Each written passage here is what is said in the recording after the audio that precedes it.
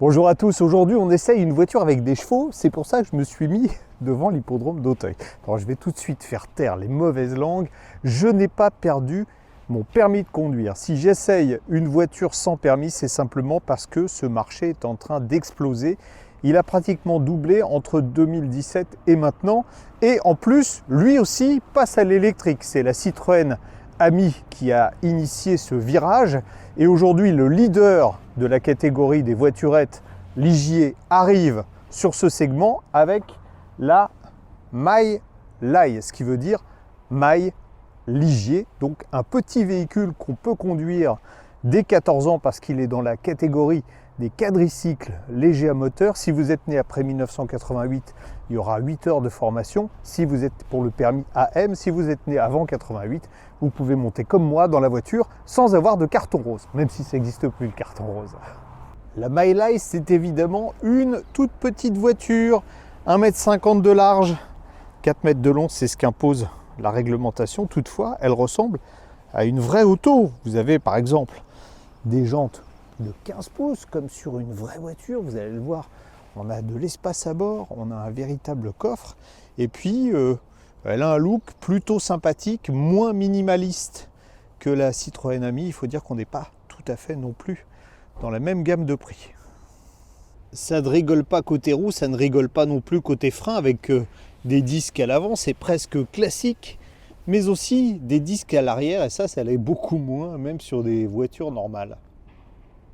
Les plus âgés ont connu les moteurs Ligier de Formule 1, on en est loin. C'est la petite noix séchée que vous voyez là. En fait, un moteur qui vient de chez Valeo en 48 volts avec un petit réducteur qui fait une puissance de 6 kW, c'est 8 chevaux. En fait, c'est limité par la réglementation. Mais ce qui est intéressant à noter sur cette voiture, c'est que vous avez quand même un châssis tubulaire qui a été conçu pour offrir une résistance au choc assez importante. On a donc un niveau de sécurité qui est supérieur à ce qu'on peut trouver sur d'autres véhicules sans permis dont je ne citerai pas la marque. Il y a des familiales qui aimeraient avoir une contenance de coffre comme ça. 459 litres sous tablette, 615 litres si vous allez jusqu'au toit. Et il a l'air perdu, notre petit câble de charge dans ce grand coffre. À l'intérieur, 2 places seulement, mais c'est la réglementation qui impose ça. Mais les sièges sont plutôt bien dessinés et confortables. Et vous allez voir, la présentation n'a pratiquement rien à envier à certaines berlines économiques. Les matériaux sont simples et surtout légers parce que la réglementation impose un poids maximum de 425 kg sans les batteries. Mais l'équipement de cette version haut de gamme Rebelle est particulièrement riche. Vous avez par exemple l'écran de 10,2 pouces avec les fonctions Apple CarPlay, Android Auto. Unique sur une voiture sans permis, un système de climatisation électrique, des vitres électriques, les rétros se règlent de l'intérieur, un tableau de bord électronique face au conducteur, pare-brise chauffant, je ne sais pas si on voit bien les petits fils là qui sont dans le pare-brise, une caméra de recul. Vous avez aussi un système stéréo avec des haut-parleurs Pioneer qui marchent plutôt pas mal. Des phares full LED à l'avant. Fermeture et ouverture centralisée. L'intérêt de la Maille Lai, c'est que vous avez également 3 batteries disponibles avec 3 capacités différentes. En général, elles vont par 2 en fonction des niveaux de finition. La première est une petite batterie de 4,14 kWh, la deuxième 8,28 kWh et la grosse batterie qu'on a sur notre voiture, 12,42 kWh, vous autorise, tenez-vous bien, jusqu'à 192 km d'autonomie. On va comparer à ce que certains connaissent, hein, c'est la petite Citroën Ami, et là avec cette Ligier Maille Lai, on a une prise en main qui est beaucoup plus aisée, tout d'abord parce que la direction est assistée, comme sur une berline de luxe. Et puis le confort, mais s'il n'a rien de Pullman, est un petit peu moins spartiate. On est un peu moins secoué et surtout le siège est plus confortable.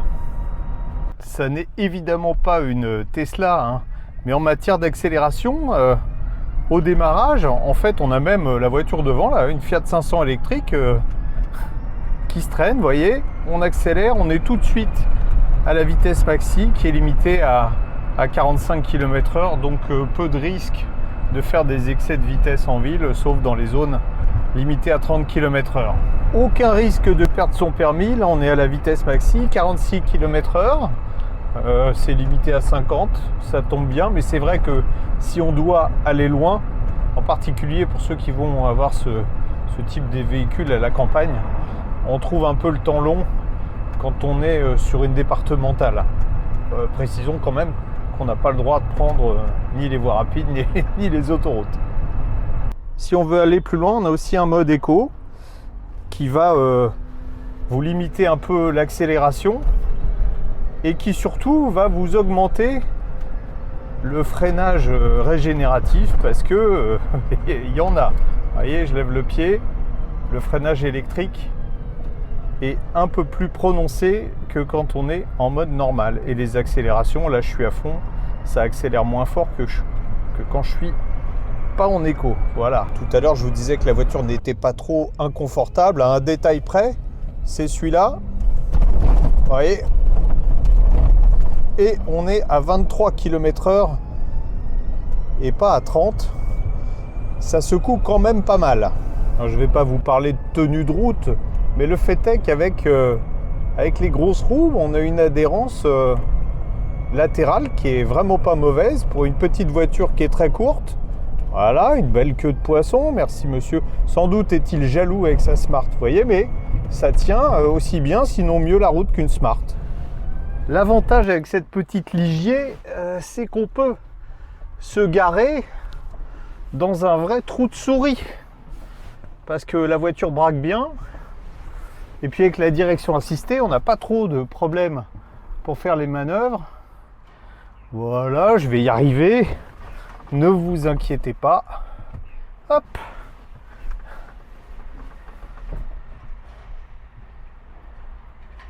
En plus, on a la caméra de recul.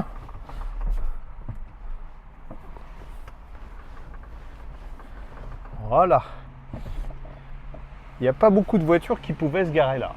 On va parler de la recharge. Alors, cette petite Miley surcharge avant tout sur des prises domestiques classiques, puisque la puissance interne du chargeur, alors c'est limité à cause de l'architecture en 48 volts, elle est limitée à 2,3 kW, mais quand on arrive à une borne publique comme celle-là, on peut quand même brancher, c'est une option, un câble type 2 comme ça, qui est fourni donc en option, comme je vous l'ai dit, avec la voiture.